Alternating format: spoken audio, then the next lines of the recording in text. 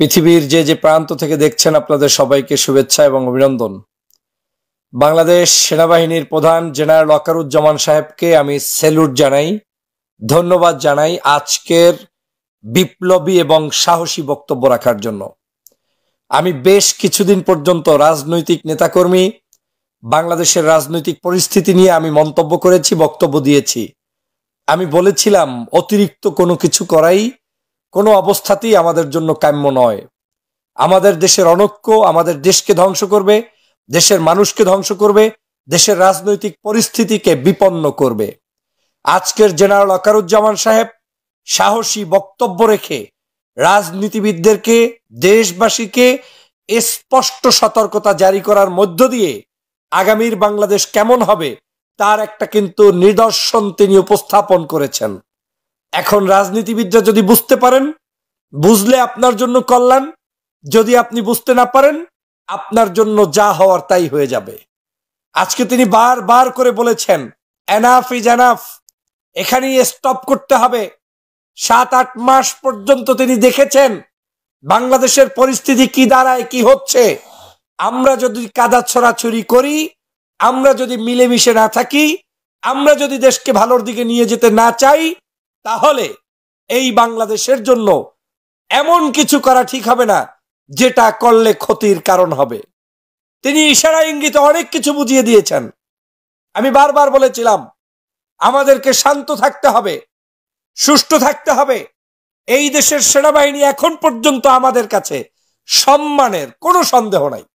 আজকে যদি সেনাবাহিনী জাতির ক্রান্তি লগ্নে 5ই আগস্ট ছাত্র জনতার বিপ্লবের সময় পাশে না থাকে, বাংলাদেশের পুলিশ বাহিনী ভেঙে চুরে গিয়েছিল, সেই সময় দেশকে রক্ষার জন্য ওই 7-8 দিন যে মানুষগুলো কাজ করেছে সেটা ছিল সেই সেনাবাহিনী। এখন পর্যন্ত যারা কাজ করছে সেটা হচ্ছে সেনাবাহিনী।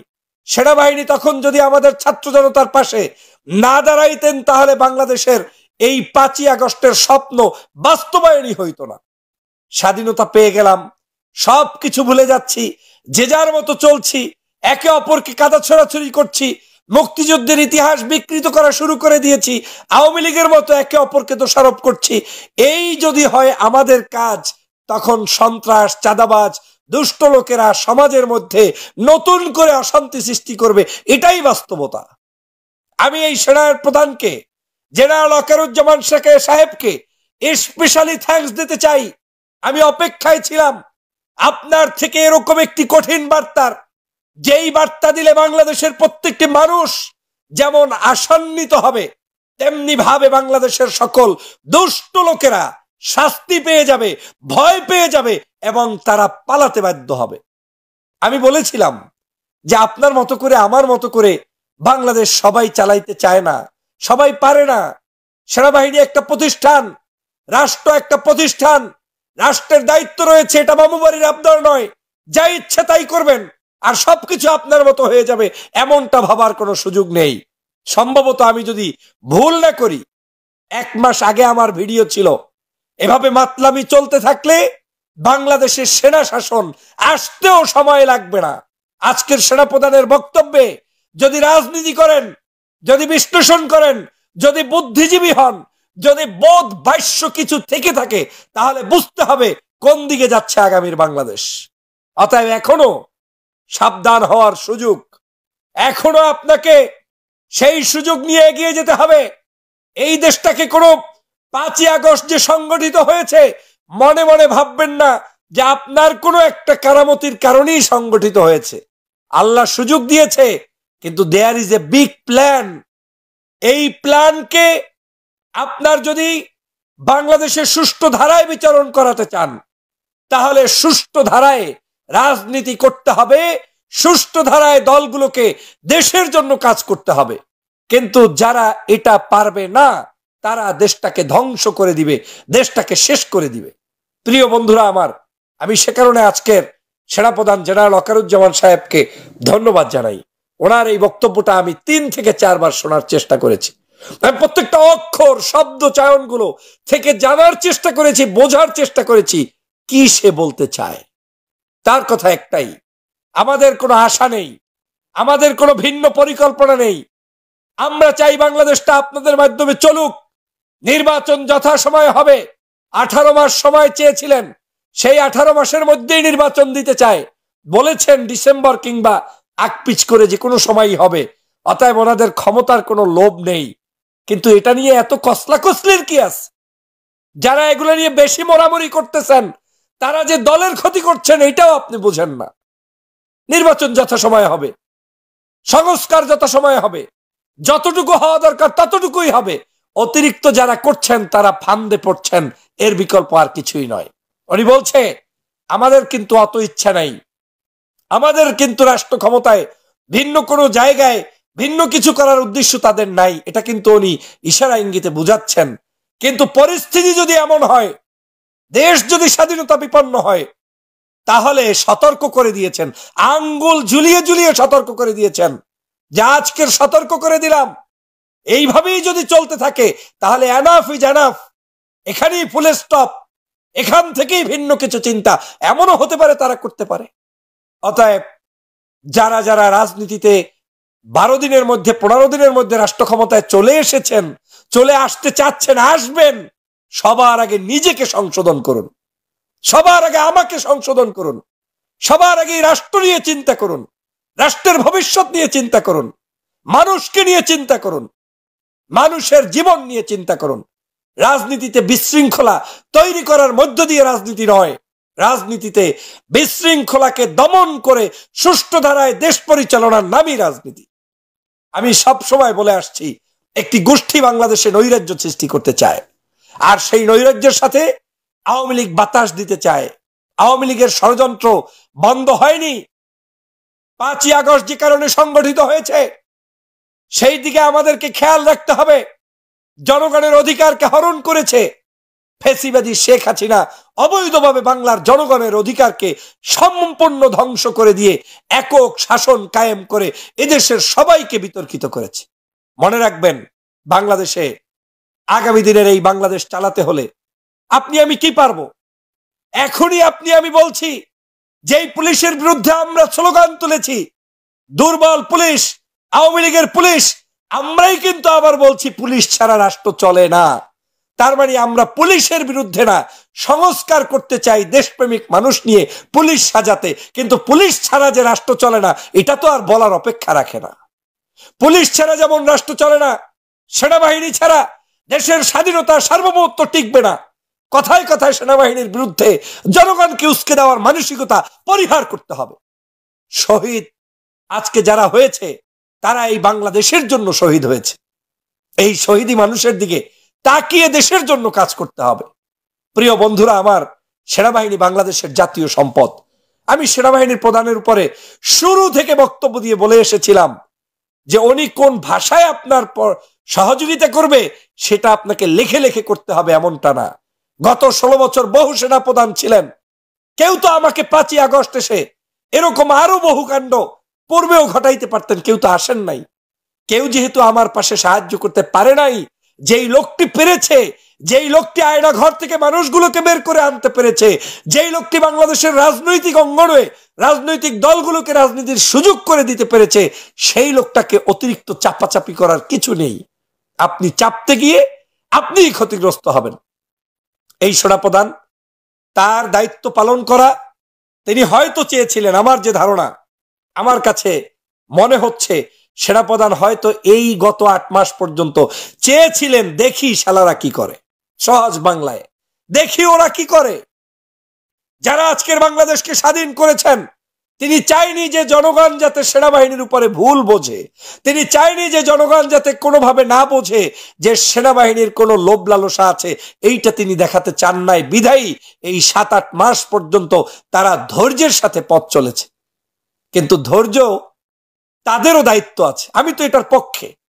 আজ যদি বাংলাদেশকে বিশৃঙ্খল সৃষ্টি করে কোনো একটি দেশের এজেন্ডা বাস্তবায়নের জন্য কিংবা কোনো একটি দলের এজেন্ডা বাস্তবায়নের জন্য বিশেষভাবে এই দেশটাকে কেউ ধ্বংস করতে চায়, তখন প্রয়োজনে সেনাবাহিনী সমগ্র জনপদের প্রত্যেকটি প্রান্তে গিয়ে দেশ রক্ষার জন্য তারা দেশের সাহসিক ভূমিকা পালন করতে পারবে। সেটার পক্ষে তো আমিও থাকবো, কারণ আমি এই দেশ তো চোর ডাকাতদের হাতে ছেড়ে দিতে পারি না।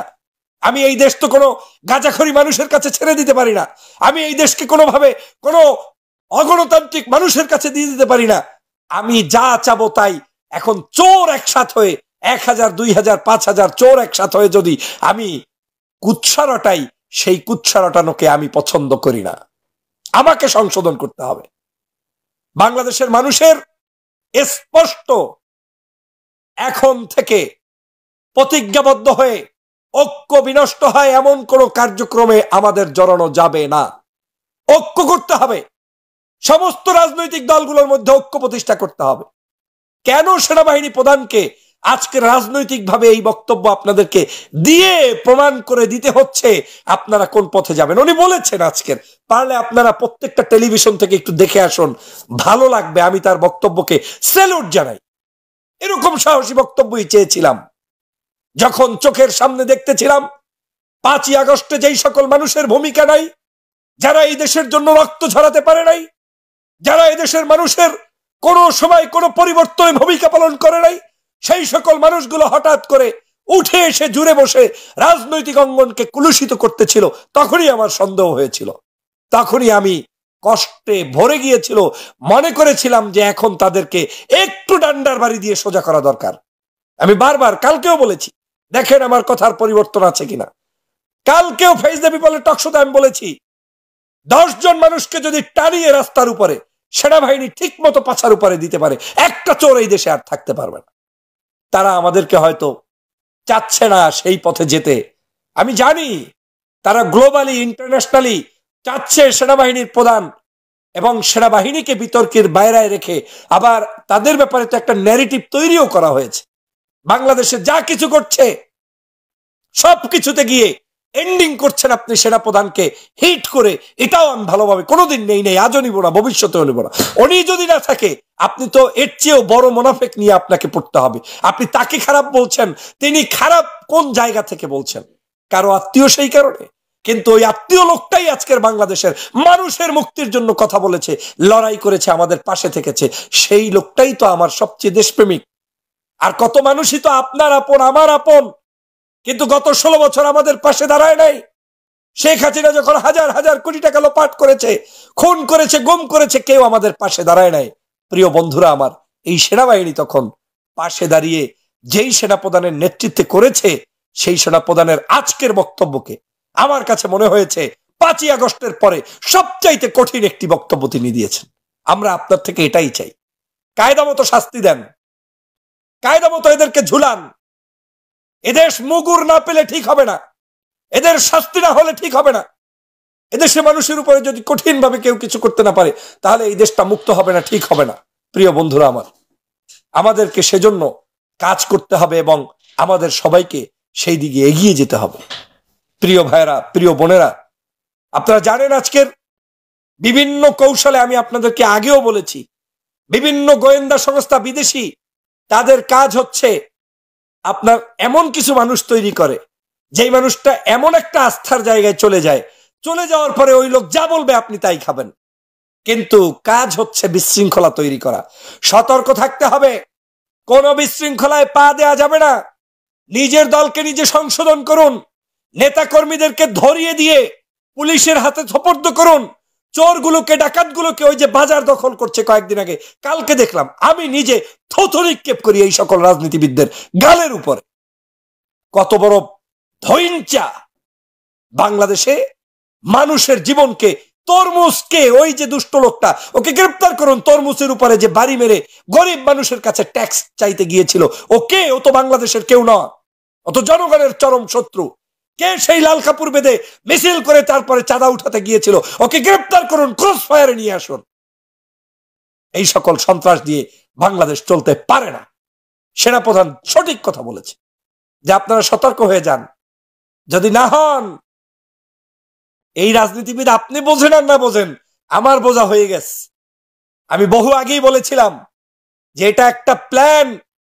আপনারা শান্তভাবে যদি সুষ্ঠুভাবে থাকতে পারেন, তাহলে আপনারা শান্ত সুষ্ঠুভাবেই গণতান্ত্রিক পথে এগিয়ে যেতে পারবেন। কিন্তু আপনারা অশান্তি করবেন, আর অশান্তি করছে কেউ কেউ, সেইটার ফাঁদে পাড়া দেবেন, এটা হচ্ছে আরো বোকামি।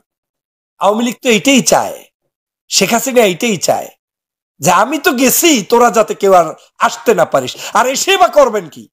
আপনি এখনই যদি আমি আমার নেতাকর্মীকে নিয়ন্ত্রণ করতে না পারি, এখনই যদি আমরা অনৈক্য সৃষ্টি করি, মাত্র 6 মাসের মধ্যে যদি বিএনপি, জামাত, হেফাজত, চরমনাই যে যার তরিকায় যার মতো সে চলছি, যার মতো সে করছি, কেউ কারো ধার ধারছি না, কেউ কাউকে পাত্তা দেই না, একে অপরের বিচ্ছদগার করছি, আপনাদের মতো এই সকল অনৈক্য থাকলে শেখ হাসিনার মুগুরই আপনাদের জন্য সবচেয়ে অ্যাপ্রোপ্রিয়েট। শেখ হাসিনার দরকার ছিল আপনাদের জন্য আরো 6 মাস।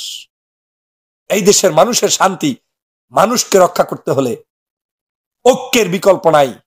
অনৈক্য দিয়ে বাংলাদেশ চলবে না। মনে মনে বিস্কুট খান, মনে মনে যে সব চিন্তা করতেছেন অনেকে, স্বপ্নে স্বপ্নে, আর কত বড় গর্ধপ অনেক নেতাকর্মী। একজনে অলরেডি ডিসেম্বরের মধ্যে একজনের প্রধানমন্ত্রী বানাই দিয়েছে। তোমাকে কেউ জিজ্ঞেস করছে তারেক রহমান ডিসেম্বরের মধ্যে নির্বাচন করলে প্রধানমন্ত্রী হয়ে যাবে? আর একজনে বলে ঈদের পরে আন্দোলন হবে। তোর কথা কেউ গোনে? শেখ হাসিনা যেমন রাজাকার শব্দটা অতিরিক্ত ব্যবহার করতে করতে প্রসিদ্ধ একটি শব্দ রাজাকার, মুক্তিযুদ্ধ, সেই প্রসিদ্ধ শব্দটাকেও বিতর্কের মধ্যে নিয়েছে। আজ আবার আপনাদের মতো বক্তব্য দিয়ে আপনারা এই দলটাকে বিতর্কিত করছেন। শুধু এই দল নয়, প্রত্যেকটি জায়গায় একে অপরের মধ্যে বিতর্কিত করছেন। আর সে কারণেই মনে হচ্ছে ওই ব্যক্তি যেহেতু বলছে ডিসেম্বরের মধ্যে কেউ না কেউ প্রধানমন্ত্রী হবে, সে কারণে আমার মনে হচ্ছে ডিসেম্বরে নির্বাচনই হবে না। কারণ ওই লোকের কথা যেন সঠিক না হয়।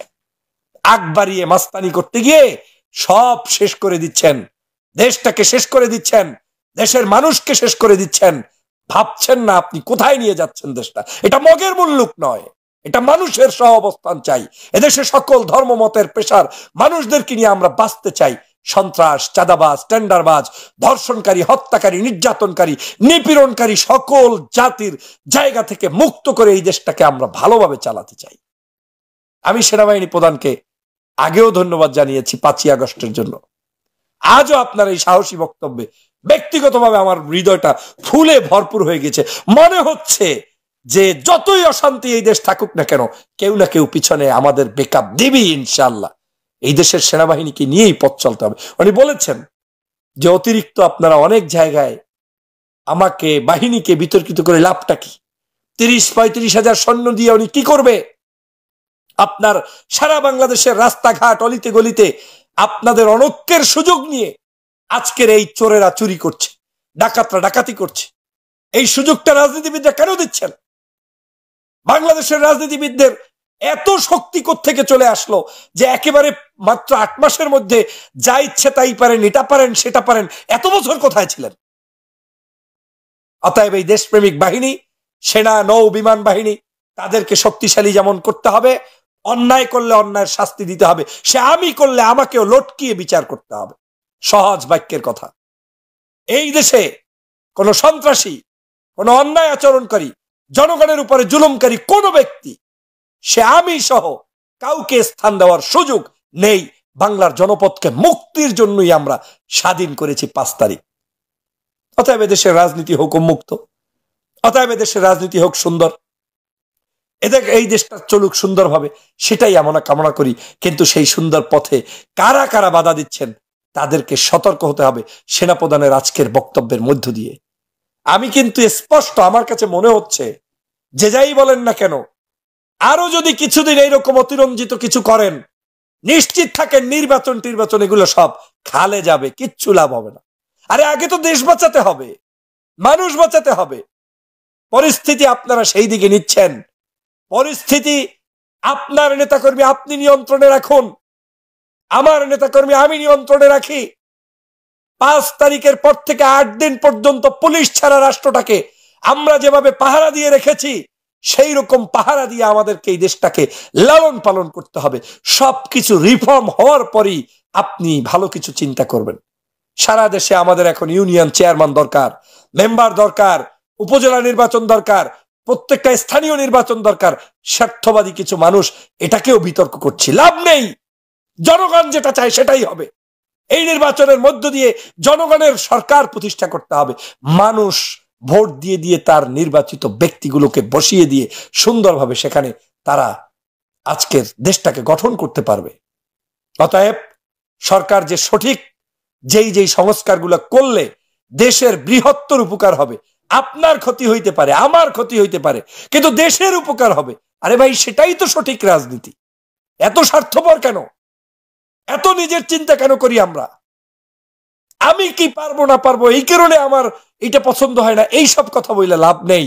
জনতা কি চায়, জনগণ কি চায়, সেটাই আমাদেরকে, আমাদের সবাইকে নিয়ে কাজ করতে হবে, এগিয়ে যেতে হবে এবং দলমতের নির্বিশেষে ঐক্যবদ্ধভাবে জাতির প্রত্যাশা পূরণ করতে হবে। যদি সেটা না পারেন, যেটা অপেক্ষা করছে সেটা, সেনাপ্রধান যেটা বুঝাতে চেয়েছেন আমি বুঝতে পেরেছি। আজকের আমি আপনাদেরকে সেটা বলতে চাই না যে আপনাদের জন্য এটাই অপেক্ষা করছে, তবে করছে, অপেক্ষায় থাকেন। I know that something will be happen. আপনি অপেক্ষায় থাকেন। অতিরিক্ত লাফালাফি যারা করেছেন গত 6-9 মাস পর্যন্ত, চুরি করে, ডাকাতি করে, সন্ত্রাসী করে, মনে মনে ভাবছেন যে এই তো আর কয়েকদিন পরে জামিন পাবো, এই করব সেই করব, কিচ্ছু পাবেন না। জীবনটাকে ধ্বংস করেছেন, আর কিছু না। আপনার সুন্দর সুজলা আগামীর ভবিষ্যৎকে আপনি ধ্বংস করেছেন কয়েকটা টাকার জন্য। সব নোট করা, শুধু এই নোট করা রাখা হয়েছে আপনাকে ধরার জন্যই। পাপ না করলে আল্লাহ আপনাকে ধরবে কেমনে? শয়তানি না করলে আপনার শাস্তি পাবেন কেমনে? তো শয়তানি কায়দা মতো করছেন, এখন ধরা খান, খাবেন, খাবেনই খাবেন। আমি চাই বাংলাদেশে গণতন্ত্র অব্যাহত থাকুক, সেনা শাসন না আসুক। সেনাবাহিনীও চায় না তারা শাসন করবে, কিন্তু আমরা যার যার মতো করে রাষ্ট্র বিশৃঙ্খলা করব, তখন সেনাবাহিনী চুপ করে বসে থাকবে, সেটাও আমি চাই না। আমি চাই সেনাবাহিনীর যখন বাঘের গর্জন দেওয়ার দরকার দিবে, যখন তার চুপ করে থাকা দরকার চুপ করে থাকবে। কিন্তু কতদিন এরকম বিশৃঙ্খল দেশ আমরা কোনোদিন চাই না। আমরা একটি সুন্দর দেশ চাই। রাজনীতিবিদরা আমরা কথা বলি রাজনীতির জন্য, কিন্তু আমরা স্বার্থবাদী রাজনীতি করলে তো হবে না। এদেশের বাহিনীগুলোকে বিতর্কিত করে আপনি করবেনটা কি বলেন? সেনাবাহিনীকে বাদ দিয়ে আপনি রাষ্ট্র চালাতে পারবেন? নৌবাহিনী বাদ দিয়ে রাষ্ট্র চালাতে পারবেন? বিমান বাহিনী বাদ দিয়ে রাষ্ট্র চালাতে পারবেন? পুলিশ অন্যান্য সদস্য বাদ দিয়ে রাষ্ট্র চালাতে পারবেন? মোটেও না। সংস্কার করতে হবে, করেন। যে অপরাধী তার বিচার করেন। অনাহুত সবাইকে পেঁচিয়ে, সবাইকে বাদ দিয়ে, সবাইকে বিতর্কিত করে রাষ্ট্র চলবে না, চলবে না, চলবে না। ধীরে ধীরে আমাদের এই রাষ্ট্র ব্যবস্থাটাকে সংস্কার করে রাষ্ট্রের আগামীর বাংলাদেশ গঠন করতে হবে। আমি বাংলাদেশ সেনাবাহিনীর ভাইদের প্রতি কৃতজ্ঞতা জানাই, নৌবাহিনী, বিমান বাহিনী, আপনাদের সবার প্রতি কৃতজ্ঞতা জানাই। আপনারা আমাদেরকে, এই দেশকে কারো উপরে রাগ করে, কষ্ট পেয়ে, অভিমান করে ভুলে যাবেন না। আপনারা আছেন, দেশটাকে শান্ত রাখুন। আপনারা আমাদের পাশে 5ই আগস্ট যেভাবে দাঁড়িয়েছেন, এখনো 24 ঘন্টা আপনারা পাশে থাকবেন। আপনাদের পাশে আমাদের মানুষগুলোকে উদ্বুদ্ধ করে আমরা নিয়ে আসতে উপকার করব, চেষ্টা করব এবং আমরা আপনাদের পাশে থাকব। আমাদের এই বাংলাদেশ সুন্দরভাবে গঠন করার জন্য আপনাদের সহযোগিতা অপরিহার্য এবং আপনাদেরকে আমরা পাশে চাই, এটা আমাদের সবচেয়ে বড় দাবি। সেনাপ্রধান জেনারেল ওয়াকারুজ্জামান, আপনার এই সাহসী বক্তব্যের জন্য আমি আবারও আপনাকে ধন্যবাদ জানাই এবং এই বক্তব্য অব্যাহত রেখে সকল সন্ত্রাস দুষ্ট মানুষদেরকে হেদায়েত করার জন্য আপনার প্রতি উদাত্ত আহ্বান জানাই। সকলকে ওদের হৃদয়গুলো ভেঙে দিন, চুরমার করে দিন, ভাঙচুর করে দিন। সন্ত্রাস দুষ্ট মানুষগুলো আপনার চেহারা দেখলে যেন পালিয়ে যেতে বাধ্য হয়, সেরকম একটি সিদ্ধান্ত আপনারা অব্যাহত রাখবেন। সেনাবাহিনী আমার দেশের প্রাণ। সেনাবাহিনী যতই বিতর্ক থাকুক, 1-5 মানুষ অপরাধী হতে পারে, কিন্তু সমগ্র বাহিনী অপরাধী নয়। এই বাহিনী না থাকলে কিচ্ছু করার নাই আপনার। কি পারতেন আর কি পারতেন না, 5 তারিখের পরে যারা হুঙ্কার দিচ্ছেন, 16 বছর গর্ত ছাড়া কোনো রাস্তা ছিল না আপনার আমার। অতএব মিথ্যাবাদী রাজনীতি করে লাভ নেই। সৎ পথে চলুন, সৎ কথা বলুন, ন্যায্য কথা জাতিকে জানান, জাতিকে সঠিক নির্দেশনা দিন। মিথ্যা রূপ লাগিয়ে, চটক লাগিয়ে এভাবে করে বললে কোনো লাভ নেই। নিজেকে আগে, সবার আগে প্রশ্ন করুন, আপনার আপন ভাই কি করে, আপনার বোন কি করে, আপনার চাচাতো ভাই কি করে, তার রাজনৈতিক পরিচয় জানার চেষ্টা করুন। সেনাবাহিনী প্রধানের রাজনৈতিক পরিচয় জানিয়ে কোনো লাভ নাই। এই বাংলাদেশে সবাই ওই ঘুরে ঘুরে একই জায়গার মলমের মধ্যে আবদ্ধ আছেন। অতএব সংকীর্ণতা পরিহার করে এই বাহিনীকে বিতর্কিত করবেন না, দেশকে অশান্ত সৃষ্টি করবেন না। সরকারকেও আমি অনুরোধ করছি, সরকারের উচিত হবে কঠোর হস্তে সকল প্রকার ডেভিলদেরকে দমন করা। সেই উদাত্ত আহ্বান জানিয়ে আমার বক্তব্য শেষ করছি।